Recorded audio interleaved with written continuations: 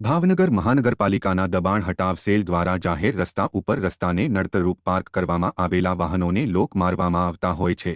જો કે તેવા વાહનોને છોડાવવા નહીં આવેલા તેના માલિકોને પગલે અંતમાં કડક કાર્યવાહી થાય છે અને આવા વાહનો જપ્ત કર્યા હતા। ભાવનગર મહાનગરપાલિકા દ્વારા શહેરના વિસ્તારોમાં અનેક પ્રકારના વાહનોને વિવિધ ક્ષેત્રમાં જે રસ્તા ઉપર નડતરરૂપ હોય તેને લોક કરવામાં આવ્યા હતા। જો કે પોતાના વાહનો છોડાવવા નહીં આવેલા તેના માલિકોના વાહનોને અંતમાં મહાનગરપાલિકાએ જપ્ત કર્યા હતા।